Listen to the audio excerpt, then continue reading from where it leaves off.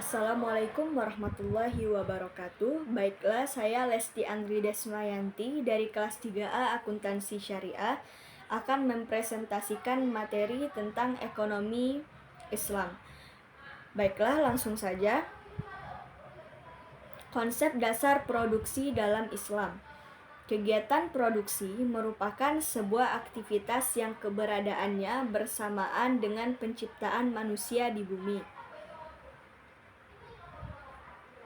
Produksi menjadi salah satu kegiatan prinsipil untuk menjaga kelestarian makhluk hidup serta peradaban manusia dan bumi. Maka dari itu, kegiatan produksi harus sesuai dengan ketentuan syariat dan menghindari kerusakan.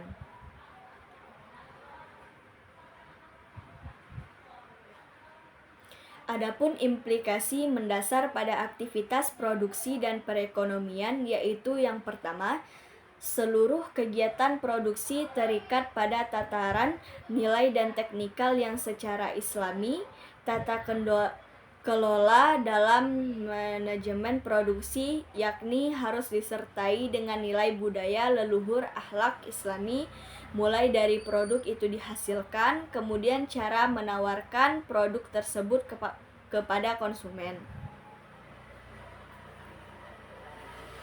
Apabila produk barang dan jasa itu keluar dari jalur nilai religiusitas dan moralitas, maka manusia sebagai konsumen produk tersebut dilarang menggunakannya.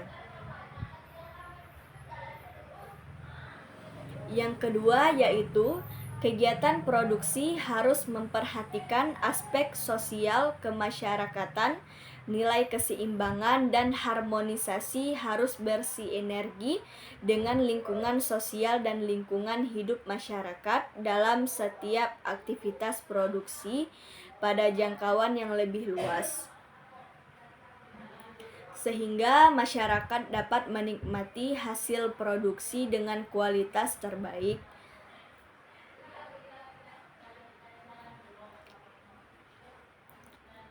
Dengan begitu, tujuan pokok dalam perekonomian dapat terwujud dengan meratakan manfaat dan keuntungan produksi bagi masyarakat umum dengan mekanisme terbaik.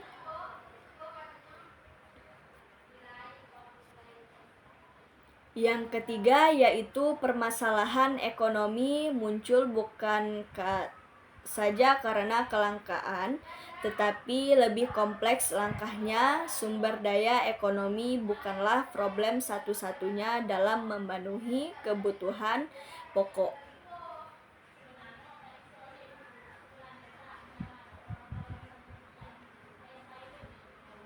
Akan tetapi, faktor internal lain seperti perilaku individu yang malas dalam mengoptimalkan segala sesuatu pemberian Allah, yaitu sumber daya alam atau SDA dan sumber daya manusia atau SDM.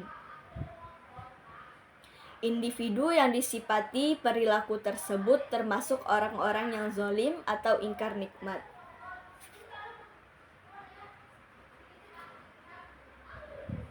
Implikasinya adalah setiap prinsip produksi bukan hanya efisien, tetapi secara global konsepnya adalah optimalisasi pemanfaatan sumber daya ekonomi sebagai bentuk ketaatan manusia terhadap Tuhannya. Selanjutnya yaitu tujuan produksi. Dalam pandangan Islam terdapat 4 tujuan produksi. Adapun tujuannya yaitu yang pertama adalah pemenuhan terhadap sarana kebutuhan.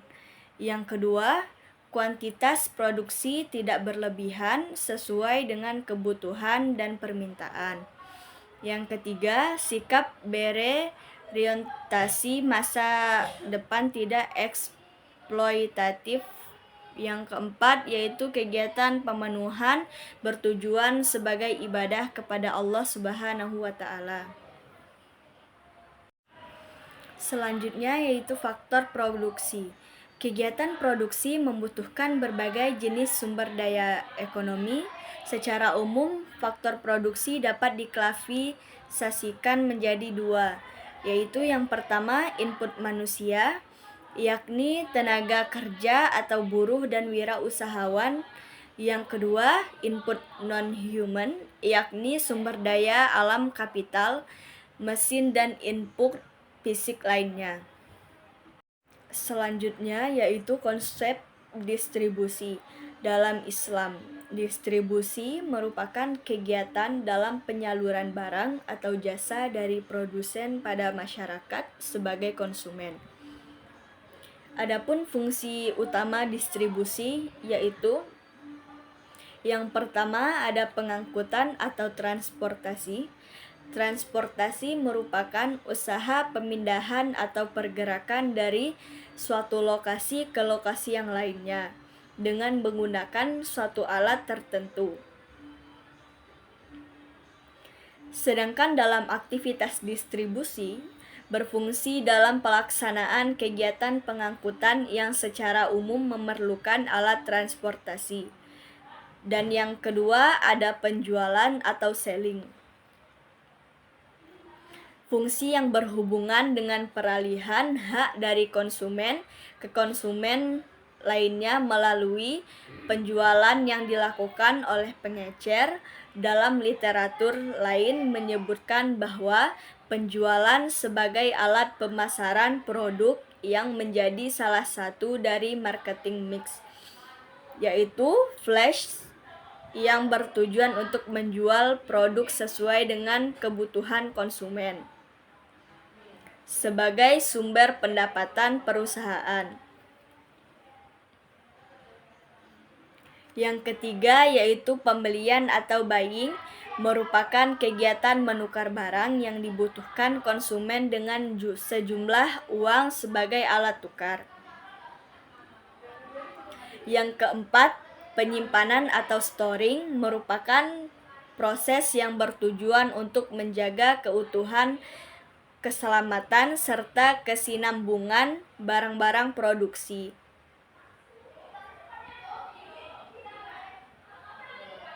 Dan yang kelima, pembakuan standar kualitas barang merupakan sebuah standar yang diterapkan berdasarkan ketentuan mutu, jenis, dan ukuran barang yang hendak dipasarkan atau jual beli. Penerapan standarisasi kualitas bertujuan supaya barang-barang yang diperjualbelikan atau disalurkan sesuai dengan harapan. Dan yang terakhir ada penanggung risiko distributor, juga mengemban fungsi penanggung risiko atau kerusakan barang dan selama proses pendistribuan. Sehingga hal yang lazim dilakukan distributor yakni dengan melakukan kerjasama dengan perusahaan asuransi. Dalam distribusi terdapat nilai-nilai yang perlu untuk diperhatikan agar mekanisme distribusi berjalan sebagaimana yang diamanatkan oleh aturan Islam. Nilai-nilai distribusi dibangun atas dunia nilai mendasar yang terdapat pada manusia, yaitu yang pertama adalah nilai kebebasan. Nilai kebebasan yang dimaksud dalam distribusi Islam bukan bermakna kebebasan mutlak, akan tetapi kebebasan yang tidak melanggar ketentuan Islam, kebebasan yang terikat dengan nilai-nilai keadilan yang telah Allah wajibkan. Yang kedua yaitu nilai keadilan. Nilai keadilan adalah prinsip penting dalam ajaran Islam, berupa akidah syariah dan akhlak akan tertanam dengan baik apabila memiliki pondasi dan cikal bakal seperti nilai keadilan. Adil tidak selalu dimaknai dengan persamaan atau kesetaraan. Makna keadilan yang tepat adalah keseimbangan antara berbagai potensi yang dimiliki individu, baik bersifat moral atau material. Islam mengakomodasi pertukaran barang dan menilai hal tersebut sebagai kegiatan yang produktif dan mendukung pedagang untuk mencari rezeki di muka bumi. Maka dari itu, siapapun yang memiliki modal boleh untuk berniaga, asalkan memegang prinsip-prinsip distribusi dalam ekonomi. Yang pertama, prinsip keadilan dan kemerataan. Kegiatan ekonomi yang berbasis etika dan norma Islam, yang mana kegiatan distribusinya mengedepankan prinsip keadilan. Yang kedua yaitu prinsip persaudaraan dan kasih sayang, persatuan dan kesatuan umat Islam. Diperkuat dengan adanya persaudaraan dan kasih sayang, terkadang persaudaraan tersebut terhambat karena adanya perpecahan dan permusuhan. Prinsip persaudaraan dan kasih sayang tidak melarang umat Islam untuk melakukan kegiatan ekonomi dengan non-muslim.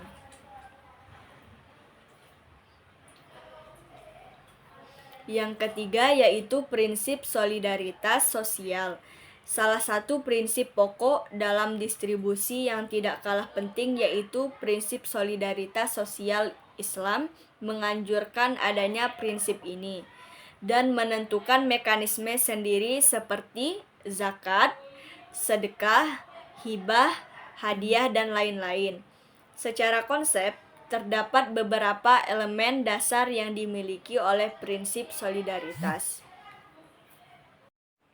Baiklah, selanjutnya yaitu konsep dasar konsumsi Islam.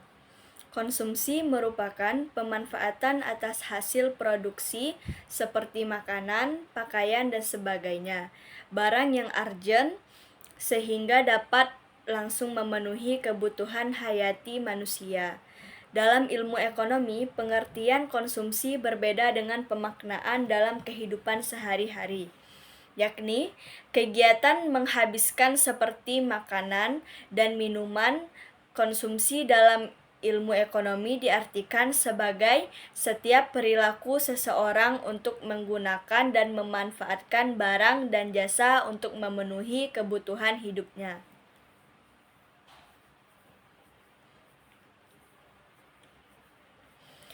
Kegiatan konsumsi harus sesuai dengan prinsip-prinsip konsumsi dalam Islam, yaitu yang pertama adalah prinsip syariah. Terdapat dua hal yang menjadi fokus bahasan dalam prinsip ini, yaitu memperhatikan tujuan konsumsi, kaidah ilmiah yang bentuk konsumsi, tujuan yang ingin mencapai dari perilaku konsumsi umat Islam, tidak sekedar mencapai kepuasan atas barang yang dikonsumsi, tetapi berfungsi sebagai ibadah untuk meraih ridho Allah Subhanahu wa Ta'ala.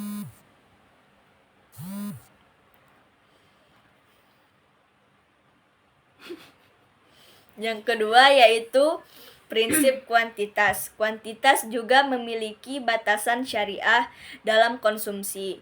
Dalam penentuan kuantitas ini memperhatikan beberapa faktor ekonomis seperti sederhana kesesuaian antara konsumsi dan pemasukan, serta penyimpanan dan pengembangan. Yang ketiga yaitu prinsip prioritas konsumsi. Jenis barang konsumsi dapat dibedakan dalam 3 tingkatan, yaitu primer, sekunder, dan tersier. Yang keempat yaitu prinsip moralitas. Maksud dari prinsip moralitas adalah dengan mengonsumsi suatu barang dan jasa, apakah dipengaruhi faktor sosial dan aspek kualitas dan kuantitas konsumsi, di antara yang penting yaitu umat, keteladanan, dan tidak membahayakan orang lain. Baiklah, sekian dari presentasi saya. Semoga saya dan teman-teman semuanya mendapatkan ilmu yang insya Allah berguna buat kedepannya. Saya ucapkan terima kasih kepada semua teman-teman yang sudah menyimak video saya hingga akhir. Apabila ada salah, saya mohon maaf dan saya akhiri. Wassalamualaikum warahmatullahi wabarakatuh.